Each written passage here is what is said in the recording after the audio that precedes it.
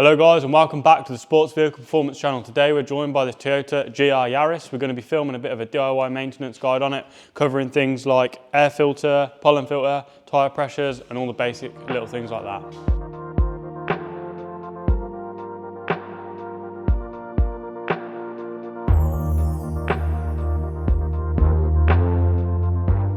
So first things first, let's get the bonnet up.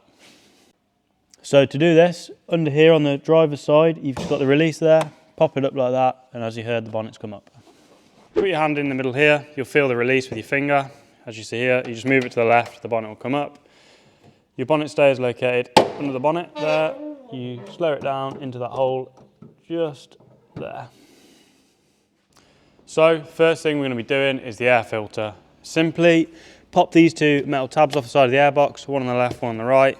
Lift the box up, watch all these plugs in the hose here, pop your air filter up and out. It's as simple as that. To refit, literally lift it back up, push it back in the box, and it can be a bit of a fiddle to line this up, but just carefully line it up like that.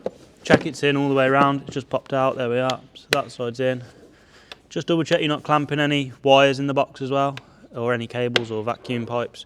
So yeah, there you are, back in, just like that. So now moving on to a few more of the basic things. You've got your coolant bottle located here with the level just on the side. Quite a small tolerance between the minimum and maximum, about 5 mil. You've got your screen wash here. That tops up under that cover there. Your aircon points are here. That'll be obviously for your garage there. You won't really be doing that yourself. Your oil level top up is just located here and the dipsticks here. You've also got the brake fluid reservoir under there, under the scuttle. It's quite tight with the strut brace fitted to this car. So there is an access panel here located in the scuttle. You just remove that out with these two tabs, it pops about the way. Just be careful of the seal when you're lifting that up, and that'll allow you to top it up with fluid. You've got your battery positive post here, just in case you need it. And that is really it for under the bonnet. We'll now move on to the rest of the car.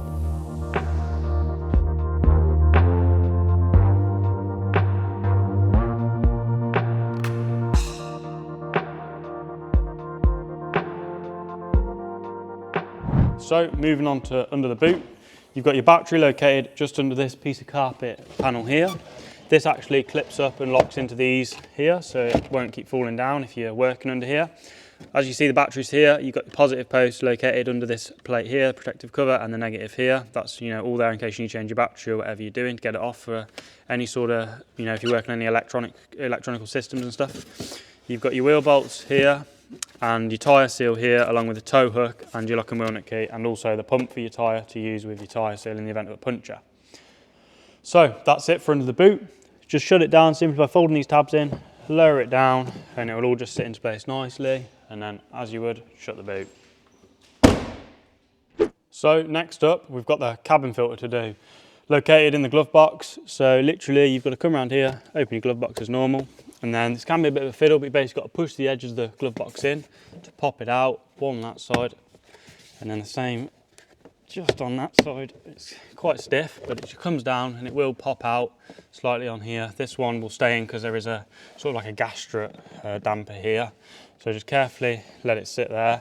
You'll see up here, you might need a bit of a torch to see on video better, but you've got a little door here that pops open like that, and your cabin filter is located just there. So the reinstall process is just a reverse of the removal. You get your little door here and you just slide it into the right hand side and then pop it over the left. You'll hear it clip into place, just give it a pull. There you are, it's not going to come off there. Glove boxes again can be a bit of a fiddle. You'll see down the back there, you've got two sort of holes where the kind of hinge mechanism slots into. Just check that's in there properly and then slide it up, angle it, squeeze it in, just in both sides like that. Be careful not to scratch it, make sure they're fully in before you start forcing it up because you will melt the plastics, and then simply shut it up like that. And as you see, it's all back together. So moving on to the final thing we're going to be covering in this video, it's going to be the wheels and tyres. Starting off with the tyre pressures, open up the driver's door, you've got a label located just down here. It shows it basically shows your wheel size. These come with one size wheel and tyre. You've got a 2.2 bar on the front, 2 bar on the rear, and then obviously you've got it in kilopascals and PSI as well to suit. The other figure to remember is 103 Newton meters is your wheel torque, and that'll obviously be needed if you're taking a wheel off for whatever reason that may be. Well, there we have it. As you can see, these cars are actually pretty simple to do basic maintenance on yourself, which is a very important thing to do with buying these cars, as lots of people are buying them as investments. So obviously you want to be keeping them in good condition to secure that investment. Thanks very much for watching this video, and be sure to like, subscribe and comment, and we'll see you next time.